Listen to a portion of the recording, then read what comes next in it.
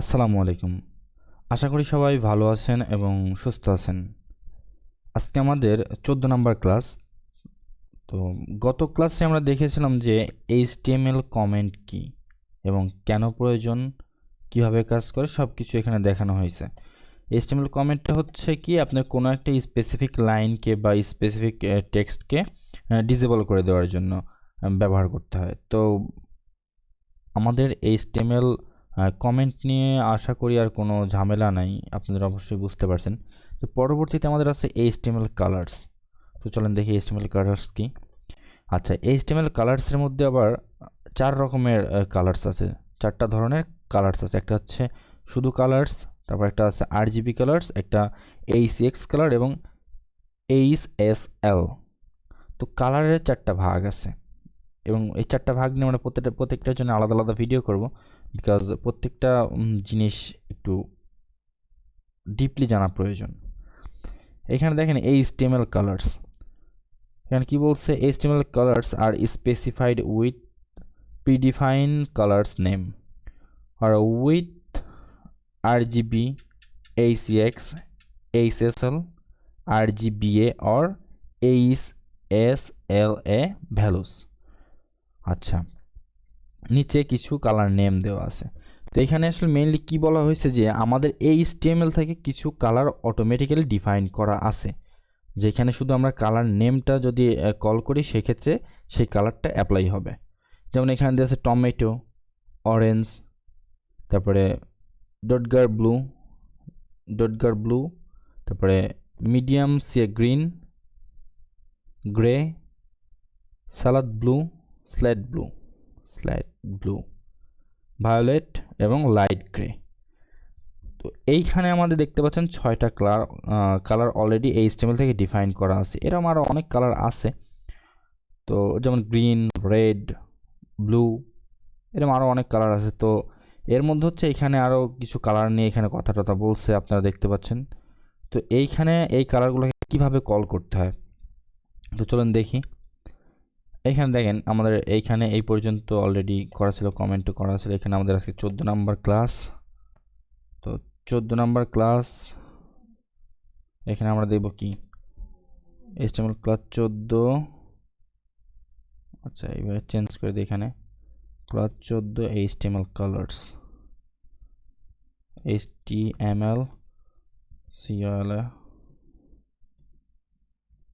Colours, class 14 HTML colours নিয়ে আজকে কথা বলবো। তো এখন এইখানে আমি একটা কল করি, আপনারা জানেন স্টাইল আমাকে একটা অ্যাট্রিবিউট আছে, তো স্টাইল দিই STYLE এবং সেটা সমান সমান ডবল কোটেশনের মধ্যে রাখতে হবে। এবং এইখানে যদি আমি একটা ব্যাকগ্রাউন্ড লিখি, BACKGROUND, ব্যাকগ্রাউন্ড দিয়ে যদি দিই হ্যাশ না, এখান দিয়ে যদি যে কালারগুলো এখানে নাম দিয়েছে টমেটো কালার নেমটা কপি করে আনি এবং এখানে টমেটোটা পেস্ট করি, টমেটো, দেখি কি আসে। এখানে যদি আমাদের আশা করতেছি টমেটো, ব্যাকগ্রাউন্ড কালারটা টমেটো আসছে এবং তারপর অরেঞ্জ দিলে অরেঞ্জ কালারটা আসবে। মানে প্রত্যেকটার জন্য একটা একটা করে ডিফাইন করা আছে, প্রত্যেকটার জন্য এটা অটোমেটিক্যালি HTML এটার মধ্যে কিছু কালার বাইন্ডিং করে সেট করে রাখছে। তার জন্য এখানে এটাই বলা হয়েছে যে আপনাদের যে কিছু নিজেদের কালার্স দেওয়া আছে আমাদের HTML থেকে, আপনারা জাস্ট এই নেমগুলোকে কল করলে পারে অটোমেটিক্যালি চলে আসবে। HTML সাপোর্টেড 140টা কালার দেওয়া আছে, এখানে দেখেন এই টোটাল 140টা কালার দেওয়া আছে। HX value, click here to see the 114 colors sorted by HX value। তো এখানে আপনার প্রচুর অনেক অনেক অনেক কালার দেওয়া আছে, প্রত্যেকটা কালারই হচ্ছে আপনার এক একজনের মতো করে দেওয়া আছে। এখানে যদি আমি এই কালারটারে কল করে দেখি কি আসে, এই কালারটারে কল করি, জানি না এবার কি আসবে কালারটা। দেখছেন ওই আমাদের সেই এই কালারটাই কিন্তু চলে আসছে। এইটা হচ্ছে আমাদের মেনলি আসলে HTML থেকে ডিফাইন করা কালার। আমরা যদি যখন কালারটা কল করতেছি তখন সেই কালারটা আমাদের দেওয়া হচ্ছে। তো আসলে কি আমাদের HTML থেকে কিছু কালার ডিফাইন করা আছে, এইটাই হচ্ছে HTML কালার্স বোঝানো হয়েছে। শুধু কালার্সের মধ্যে আমাদের HTML এই একটা কালার, এই একটা কালার, প্রত্যেকটা কালার আমাদের জন্য দিয়ে রাখছে এরা। তো আমরা যখন একটা জিনিসে কালার করতে চাবো, যেমন এখানে দেখেন আমি কী দিলাম, ব্যাকগ্রাউন্ড। তো এখানে যদি আমি শুধু কালার লিখি, কালার কি আসবে, কালার লিখলে আমাদের টেক্সট কালারটা চেঞ্জ হয়ে যাবে। চলেন দেখি, আর দেখেন আমাদের টেক্সট কালারটা এইটা আসছে। তো আমরা যখন কালার ইউজ করব, তো প্রত্যেকটা আমাদের ইয়ের জন্য জাস্ট মানে প্রত্যেকটা ট্যাগের মধ্যে আমরা কালার কল করলে, যদি কালার কল করি, তো সেই কালারে যদি আমাদের HTML নেমটা মানে কালার নেমটা ইউজ করি, তাহলে আমাদের কালারটা হয়ে যাবে। এর জন্য আমাদের এক্সট্রা কোনো নিজেদের কোড লিখতে হবে না। এইটা হচ্ছে HTML এর জন্য, HTML অলরেডি ডিফাইন করে রাখছে এই কালারগুলো। তো এইটাই হচ্ছে আজকে কালার্স। দেন আমরা আরও কালার্স নিয়ে আরও অনেক এখানে দেখতে পাচ্ছি যে RGB কালার। পরবর্তী ক্লাসে আমরা RGB কালার নিয়ে কথা বলবো।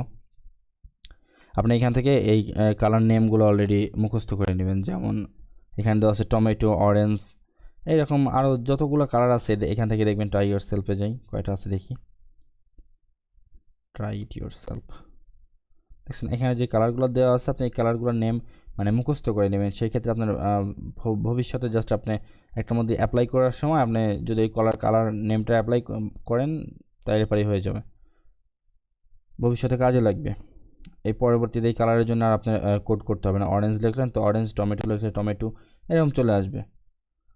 সো আজকে এই পর্যন্তই। সবাইকে অসংখ্য ধন্যবাদ আমাদের সাথে থাকার জন্য।